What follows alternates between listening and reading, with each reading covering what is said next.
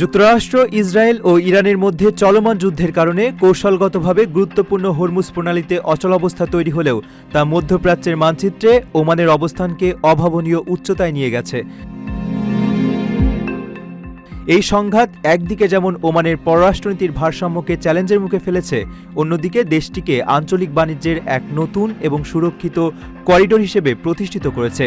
সমুদ্রপথের এই সংকটের কারণে তুরস্কের মতো দেশগুলো এখন হরমুজ প্রণালীর বিকল্প হিসেবে ওমান পর্যন্ত যোগাযোগ ব্যবস্থার সম্প্রসারণের পরিকল্পনা করছে। এই যুদ্ধের সবচেয়ে বড় ইতিবাচক প্রভাব পড়েছে ওমানের অর্থনীতিতে।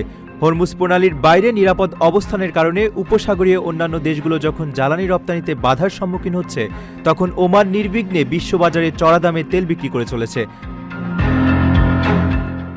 আন্তর্জাতিক মুদ্রা তহবিলের পূর্বাভাস অনুযায়ী 2026 সালে জিসিসিভুক্ত দেশগুলোর মধ্যে ওমানের প্রবৃদ্ধি হবে সর্বোচ্চ, প্রায় 3.5%।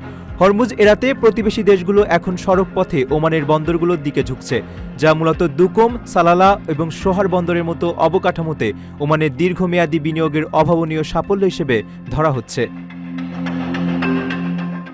অর্থনীতির এই অসামান্য উত্থানের বিপরীতে ওমানের কূটনৈতিক অঙ্গনে তৈরি হয়েছে গভীর টানাপোড়েন। দীর্ঘদিন ধরে মধ্যপ্রাচ্যের সুইজারল্যান্ড হিসেবে পরিচিত দেশটি তার ঐতিহ্যবাহী নিরপেক্ষ অবস্থান ধরে রাখতে গিয়ে যুক্তরাষ্ট্রের রোষানলের শিকার হয়েছে। হরমুজ প্রণালীতে জাহাজের উপর শুল্ক আরোপে ইরানের সঙ্গে যোগ দেওয়ার অভিযোগে মার্কিন প্রেসিডেন্ট ডোনাল্ড ট্রাম্প ওমানকে উড়িয়ে দেওয়ার নজিরবিহীন হুমকি দিয়েছেন।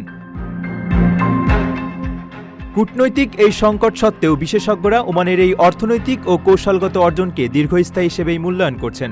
যুদ্ধ শেষ হওয়ার পর সমুদ্রপথ পুরোপুরি স্বাভাবিক হলেও চলমান সংঘাতের কারণে ওমানে যে বিপুল বিনিয়োগ ও বিকল্প বাণিজ্য রুট তৈরি হয়েছে, তার গুরুত্ব সহজে ম্লান হবে না। ভবিষ্যতের সম্ভাব্য ভূরাজনৈতিক ঝুঁকি এড়াতে বিশ্ববাজারে বিনিয়োগকারীরা এই স্থিতিশীল দেশটিকে নির্ভরযোগ্য ও স্থায়ী লজিস্টিক্স হাব হিসেবেই বেছে নেবেন বলে বিশ্লেষকরা মনে করছেন। ওমানের সেরা রেট দিচ্ছে বাংলাদেশি প্রতিষ্ঠান গালফ এক্সচেঞ্জ। প্রিয়জনকে টাকা পাঠাতে আজই আসুন আমাদের যে কোনো ব্রাঞ্চে অথবা কল করুন স্ক্রিনে দেয়া নাম্বারে। গালফ এক্সচেঞ্জ, বাংলাদেশিদের প্রিয় এক্সচেঞ্জ।